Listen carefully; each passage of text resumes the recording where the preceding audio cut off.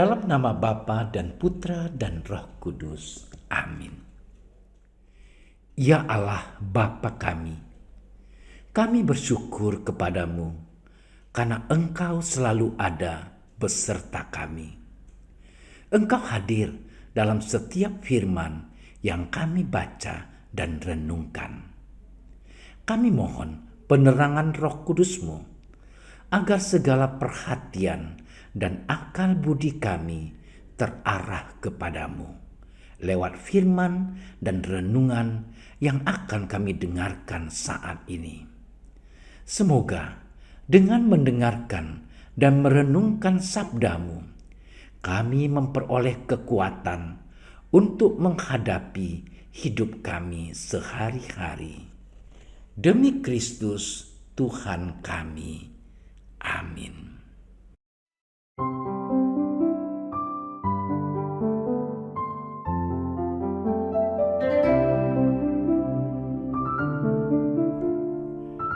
Pada waktu itu, Tuhan menunjuk 70 murid. Ia mengutus mereka berdua-dua mendahuluinya ke setiap kota dan tempat yang hendak dikunjunginya. Katanya kepada mereka, "Tuaian memang banyak, tetapi pekerja sedikit. Karena itu mintalah kepada Tuhan yang empunya tuaian, supaya ia mengirimkan pekerja-pekerja untuk tuaian itu. Pergilah, sesungguhnya aku mengutus kamu seperti anak domba ke tengah-tengah serigala. Janganlah membawa pundi-pundi atau bekal atau kasut, dan janganlah memberi salam kepada siapapun selama dalam perjalanan. Kalau kamu memasuki suatu rumah, katakanlah lebih dahulu, 'Damai sejahtera bagi rumah ini.'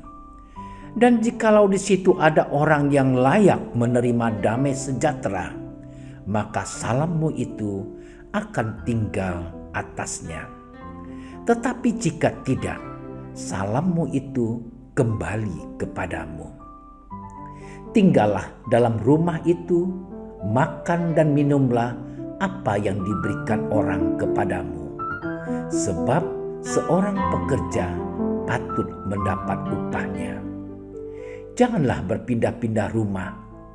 Dan jikalau kamu masuk ke dalam sebuah kota dan kamu diterima di situ, makanlah apa yang dihidangkan kepadamu, dan sembuhkanlah orang-orang sakit yang ada di situ. Dan katakanlah kepada mereka, kerajaan Allah sudah dekat padamu. Tetapi jikalau kamu masuk ke dalam sebuah kota dan kamu tidak diterima di situ, pergilah ke jalan-jalan raya kota itu dan serukanlah juga debu kotamu yang melekat pada kaki kami kebaskan di depanmu. Tetapi ketahuilah ini, kerajaan Allah sudah dekat. Aku berkata kepadamu, pada hari itu Sodom akan lebih ringan tanggungannya daripada kota itu." Demikianlah Injil Tuhan.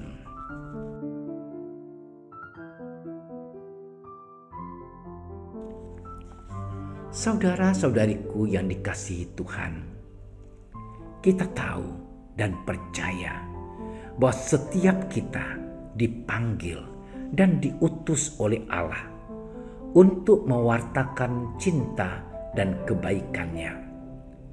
Baik sebagai seorang kepala keluarga, seorang guru, pengusaha, dan sebagainya. Berkat panggilan ini, kita juga dituntut untuk setia dan tekun menghidupinya dalam setiap pergerakan hidup kita sehari-hari. Saudara-saudariku yang terkasih, dalam bacaan Injil hari ini dikisahkan kepada kita perihal perutusan para murid-murid oleh Yesus. Tugas perutusan yang diemban oleh para murid yaitu untuk mewartakan Injil ke segala penjuru dunia.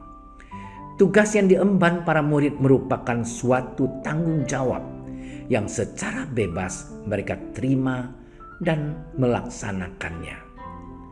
Panggilan dan perutusan ini serentak mendorong mereka untuk tetap setia serta berpegang teguh pada perintah Yesus. Dia menghendaki agar tak seorang pun dari para murid membawa bekal, pundi-pundi maupun kasut.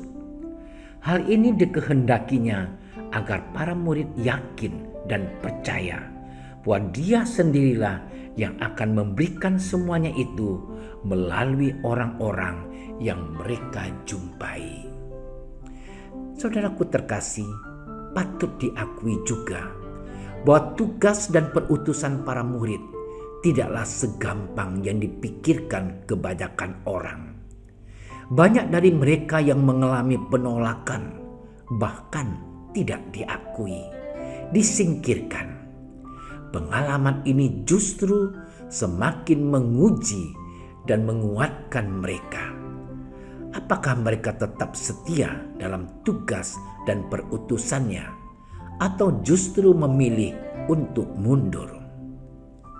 Saudara-saudariku yang terkasih, sebagai kaum Kristiani, kita pun dipanggil dan diutus oleh Yesus untuk mewartakan cinta dan kebaikannya dalam kehidupan kita sehari-hari, dalam keluarga kita.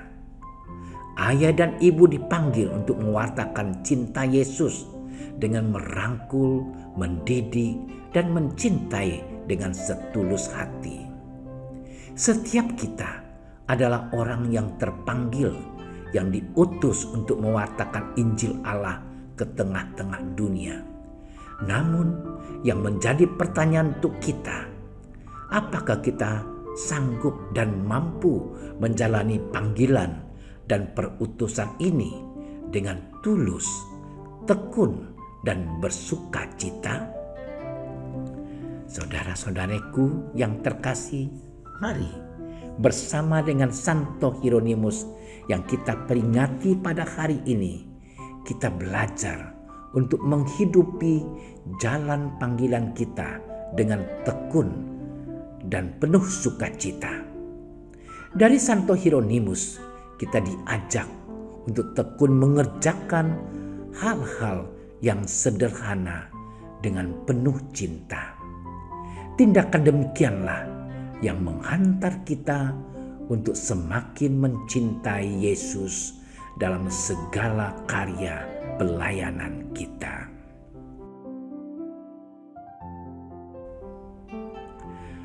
Allah Bapa yang Maha Baik, kami bersyukur atas rahmat panggilan yang Engkau anugerahkan kepada kami. Kami mohon, semoga Engkau senantiasa menuntun kami di sepanjang jalan hidup kami. Dan semoga kami tetap setia mengikuti jalan panggilan-Mu. Karena Engkaulah Kristus Tuhan kami dan Juru Selamat kami. Amin. Dalam nama Bapa dan Putra dan Roh Kudus. Amin.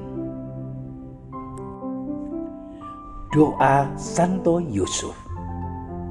Salam penjaga Sang Penebus, suami perawan Maria yang terberkati. Kepadamu Allah mempercayakan putra tunggalnya. Kepadamu Maria menaruh kepercayaannya. Bersama denganmu Yesus menjadi manusia. O Yusuf yang terberkati, perlihatkanlah dirimu sebagai seorang bapa juga bagi kami, dan bimbinglah kami di sepanjang perjalanan hidup. Perolehkanlah bagi kami rahmat, belas kasih, dan keberanian, dan lindungilah kami dari segala yang jahat. Amin. Bapa kami yang ada di surga, dimuliakanlah namamu, datanglah kerajaanmu, jadilah kehendak-mu di atas bumi seperti di dalam surga. Berilah kami rezeki pada hari ini, dan ampunilah kesalahan kami, seperti kami pun mengampuni yang bersalah kepada kami. Dan janganlah masukkan kami ke dalam percobaan, tetapi bebaskanlah kami dari yang jahat. Amin. Salam Maria, penuh rahmat, Tuhan sertamu. Terpujilah engkau di antara wanita, dan terpujilah buah tubuhmu Yesus. Santa Maria, Bunda Allah, doakanlah kami yang berdosa ini, sekarang dan waktu kami mati. Amin.